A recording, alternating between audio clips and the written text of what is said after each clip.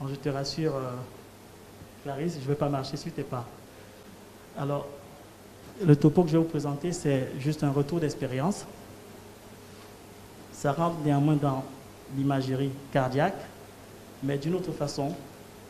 Et je vais commencer donc par me présenter. Donc, je suis le docteur Jean-Christophe Tiefa, cardiologue libéral actuellement. Et bien avant, j'ai eu mon CS de cardiologie à Dakar au Sénégal. Et j'ai obtenu également le concours de praticien hospitalier des hôpitaux de France.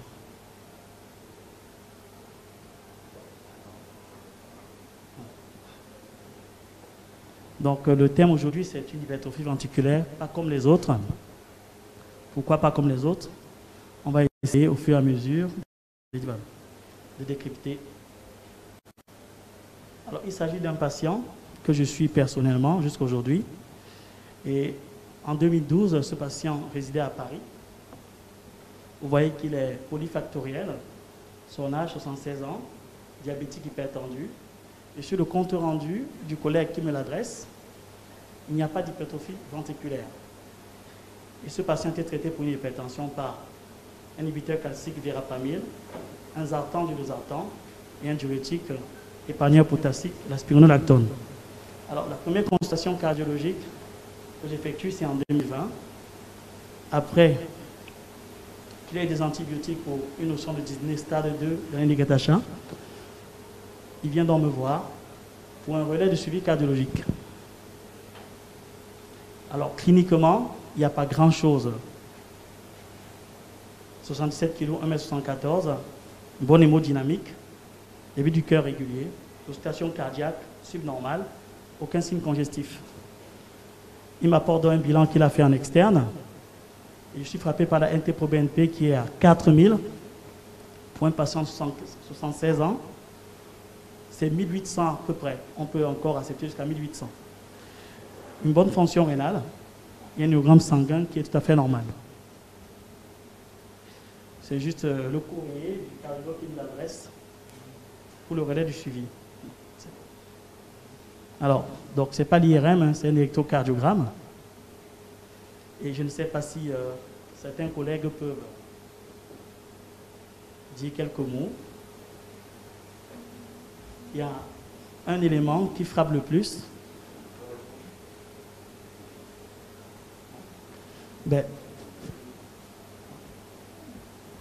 Pardon? Ah, très bien. C'est ce que je voulais entendre. Il y a un microvoltage. C'est assez contrastant. Lorsqu'on a une hypertrophie ventriculaire gauche, on s'attend à avoir des amplitudes assez élevées. Et de façon paradoxale, on a plutôt un microvoltage plus marqué sur les dérivations périphériques. C'est bon. Alors, cette échographie, elle est très fraîche. Cette incidence apicale 4 cavités. J'ai fait venir le patient parce que je voulais avoir un retour après 2 ans de traitement. Donc, je préfère vous dire un peu la fin sans vous donner le nom du médicament. Donc, après la 4 cavités tout à l'heure, là, on a l'incidence parasténale petit axe. On a apicale 2 cavités plus bas. Et à votre droite, on a l'incidence apicale 3 cavités puisqu'on voit la horte. Donc, essayez de revenir s'il te plaît. Sur la première image. Voilà, toute première. Rentre en arrière avant de revenir. Je ne sais pas si on peut continuer à échanger concernant. Il y a une anomalie assez particulière qui frappe tout de suite. Pardon?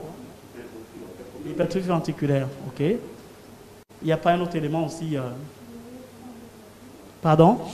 Les oreillettes semblent dilatées. Elles sont dilatées, les oreillettes. Tout à fait. J'attends une autre description un peu plus spécifique. Le septum un peu plus clair. Je ne sais pas s'il y a un autre mot qu'on peut donner, qu'on voit dans les livres. C'est épaissi dans l'hypertrophie, oui, on est d'accord. L'aspect granité, la texture qui brille. Donc, en échographie cardiaque, quand on a un aspect d'hypertrophie cardiaque, on a cette texture-là, granité, qui brille. Donc, on a déjà une hypothèse diagnostique qui vient à l'esprit. Mais on ne va pas s'arrêter là. Alors, la collègue a présenté à l'IRM des cardiopathies hypertrophiques asymétriques, mais on voit très bien, je peux revenir un peu en arrière encore, en petit axe, on voit très bien que l'hypertrophie ventriculaire gauche est concentrique. Hein, les parois sont pratiquement de taille égale. Vas-y encore. Parasternal grand axe. Il y a la contractilité aussi, on n'en a pas parlé. Grosso modo, on est tous d'accord que la contractilité est correcte. Que ce soit au niveau segmentaire ou au niveau global. Alors, juste, on met un coup de Doppler couleur pour voir s'il n'y a pas de valvulopathie qui puisse expliquer l'hypertrophie ventriculaire gauche. Je pense qu'on est d'accord que la fuite n'est pas assez significative au niveau de la mitrale. Okay. Dans la sainte cavité, incidence apicale, on voit bien la rampe au milieu. On est d'accord aussi pour penser que la fuite aortique est négligeable. Alors, au niveau du cœur droit, apical 4 cavités un peu tronquées pour bien dégager la fuite tricuspidienne. On peut se poser quelques questions. Je ne sais pas si la fuite vous paraît importante ou s'il y a d'autres paramètres qu'il faut chercher pour savoir s'il y a de pression pulmonaire élevée. On verra tout à l'heure. Comme ça ne me paraît pas si important. Alors, pourquoi j'ai fait cette diapositive? On a Doppler continu entre ventricule gauche et l'oreillette gauche. Il faut faire passer encore. En principe, si on pense qu'il y a une cardiopathie obstructive, on s'attend à avoir un flux en lame de sabre. Très souvent, quand on ferme bien la horte. Mais qu'est-ce qu'on constate? Ce n'est pas un flux en lame de sabre. On se dit tout de suite, c'est probablement pas une cardiopathie obstructive. Hein? Donc, c'était la petite fuite mitrale qu'on a vue tout à l'heure. Donc, ça permet toujours d'avancer vers le diagnostic qu'on suspecte. Alors, en mode UTM, parasternal, tout à droite, on confirme donc l'épaisseur des parois. Au niveau du septum, on a 19 mm, paroi postérieure 18 mm. Je vous rappelle qu'on est à 2 ans du traitement. Un petit ventricule gauche, 42 mm en diastole et 21 mm en systole. On est d'accord que la FEVG en T-Scholz, quand il y a une anomalie structurelle, le meilleur, voilà, c'est le Simpson du plan qu'il faut faire. Donc, alors quand on fait le Simpson du plan, en diastole comme en systole, on peut parler d'une fraction d'éjection préservée, au-dessus de 50%. Alors, bien vu la taille des oreillettes, à gauche pour une normale à 20 cm², on a 28, et à droite pour une normale à 16, on a 21 cm². Ça peut se donner aussi en volume, hein. Donc les 28 cm² correspondent par rapport à la taille au poids à 53 ml par mètre carré, et à droite à 32 ml par mètre carré, donc la dilatation est assez marquée. Alors, un peu de flux Doppler pulsé. Il faut évaluer la fonction diastolique du moment où on a une oreillette gauche qui est dilatée. Le rapport E sur A, qui est largement supérieur à 2,5, nous permet de dire qu'il s'agit d'un flux mitral restrictif. Donc c'est un type 3. Alors, le Doppler tissulaire, que ce soit à l'anneau latéral comme au niveau septal, lorsque c'est moyenné, on est largement au-dessus de 9, qui est à peu près la valeur seuil pour parler d'une altération de la fonction diastolique avec élévation des pressions de remplissage. Encore des images. La ligne de tir en Doppler continu dans la horte. On voit très bien que le gradient est assez faible. Donc, on peut penser qu'il n'y a pas de sténose aortique. L'étive sous-aortique, qui peut nous donner une idée du débit cardiaque, mais quand une FEVG est normale, on n'en a pas besoin. Alors, on revient sur la fuite tricuspidienne de tout à l'heure. En Doppler continu, nous avons des pressions et la veine cave à côté, dilatée et pas compliante du tout. Donc, ce patient a une PAPS qu'on peut estimer. Là, on a 30 à peu près, et là, 25. Donc, une hypertension artérielle pulmonaire qui est assez importante, 55 mm de mercure. Alors, on n'a pas d'IRM cardiaque aujourd'hui. Mais il y a, j'en parlais avec le docteur Ebeni, les nouveaux appareils d'échographie cardiaque. C'est un atout aujourd'hui qui nous permet d'avancer dans certaines hypothèses diagnostiques. Alors, on peut voir sur cette diapositive ce que nous appelons le D2 strain, qui étudie la déformation longitudinale du ventricule gauche.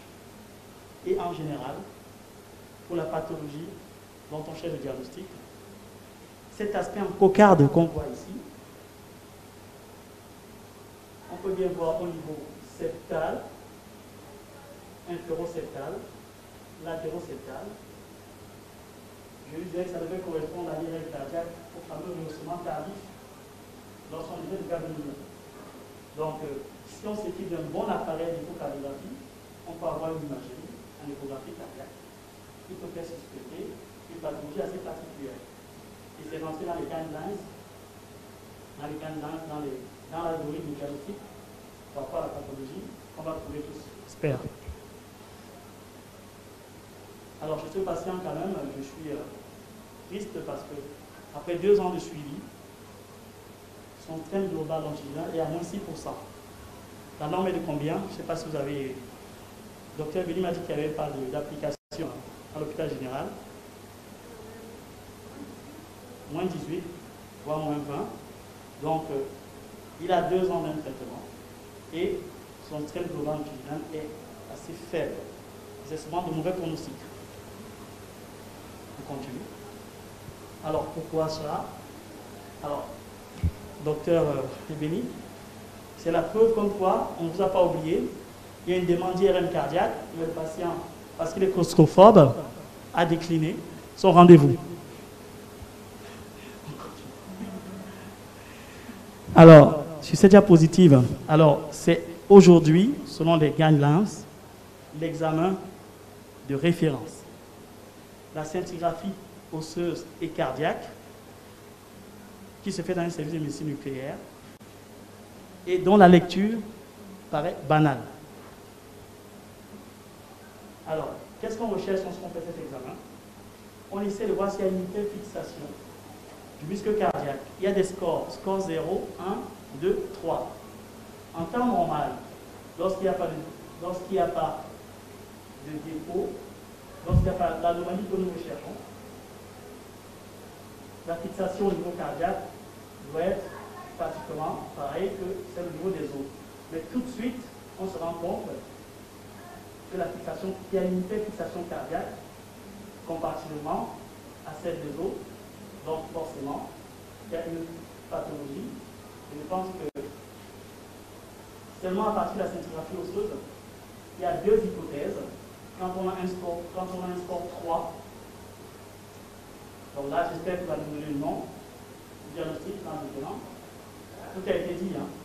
Plus de 60 ans, microvoltage, aspect scintillant du septum, altération à la fonction gastrique avec le profil restrictif. Le D2 strain avec l'aspect en cocarde, assez caractéristique, et la scintigraphie osseuse qui est rentrée dans les guidelines, pour ne pas pousser les patients à avoir une biopsie myocardique. Parce que l'accès à l'IRM en France, l'accès à l'IRM en France, il faut attendre au moins 3 mois. Alors, si on va attendre 3 mois pour pouvoir mettre un traitement qui peut retarder l'évolution de la pathologie, alors la scintigraphie permet d'aller très très vite. Donc, c'est la raison pour laquelle on l'a introduit dans les guidelines.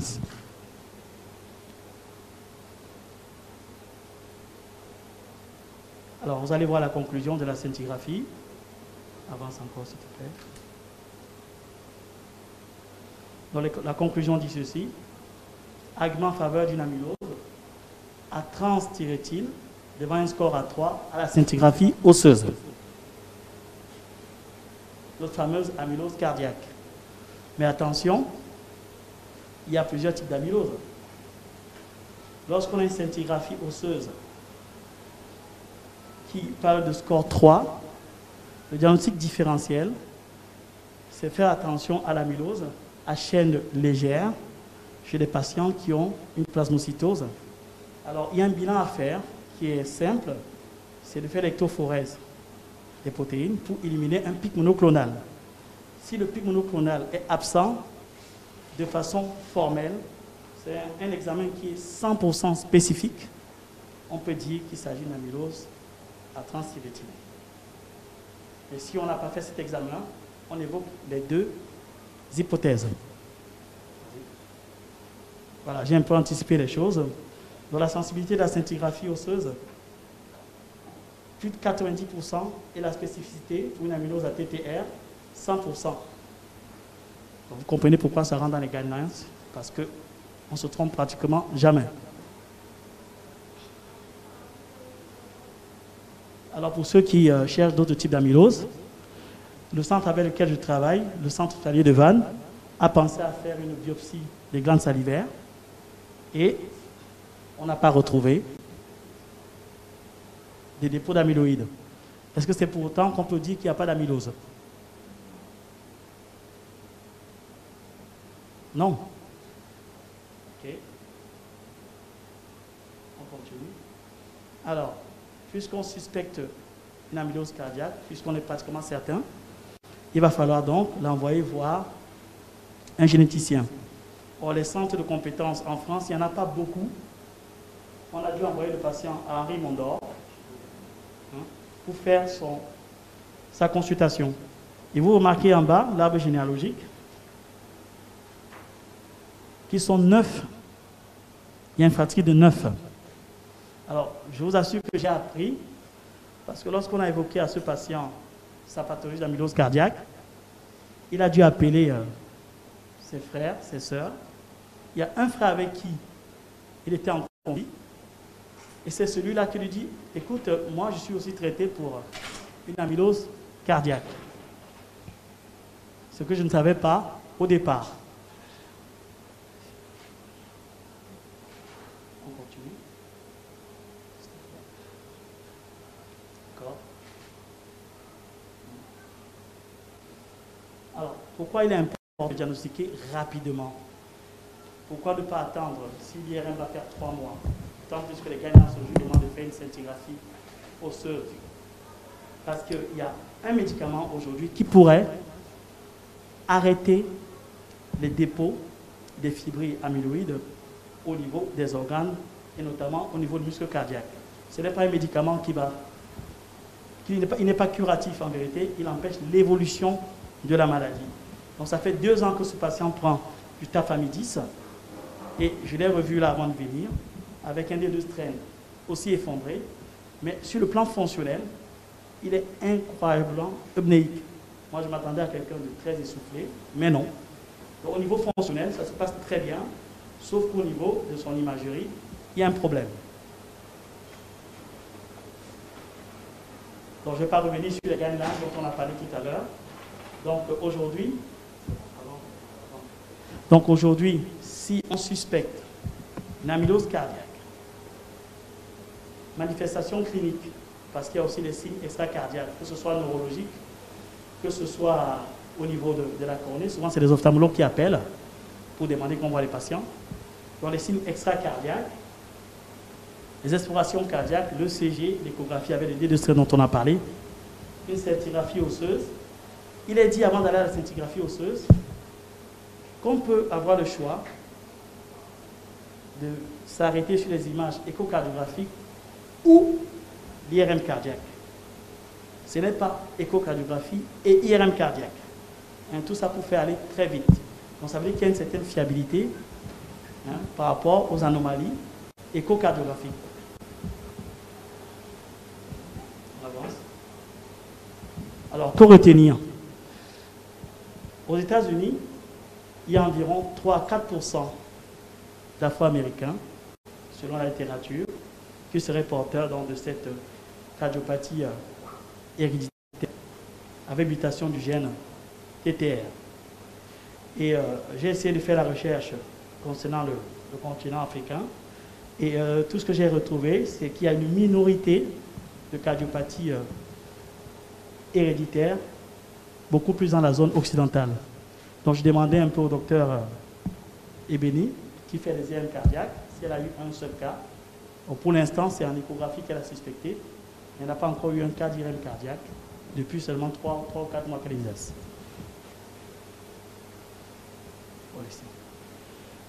Avant cela, s'il te plaît. Avant. Ah non.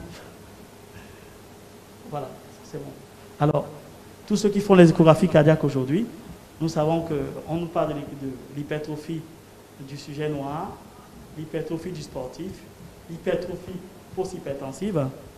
Les guidelines disent, quand on a plus de 12 mm de paroi aujourd'hui, je suis un patient qui a plus de 60 ans, s'il est en insuffisance cardiaque, il faut avoir derrière un col de la tête. Ce n'est pas toujours cet aspect de texture-là, c'est les signes pathognomoniques. Mais il y a des études qui disent même que la scintigraphie osseuse a permis d'anticiper, parce que les parents n'avaient pas d'hypertrophie.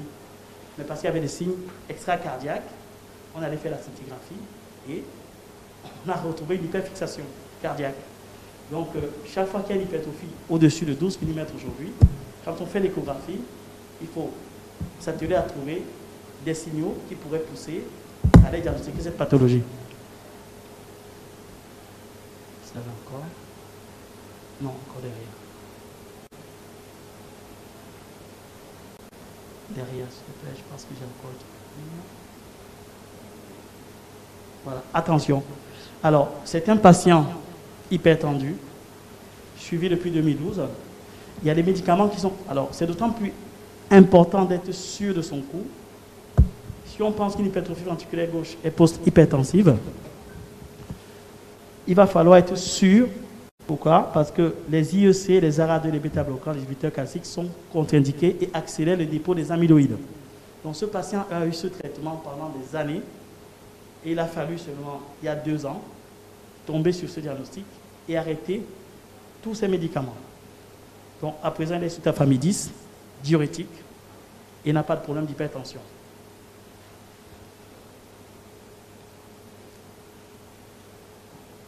Je vous remercie pour votre attention.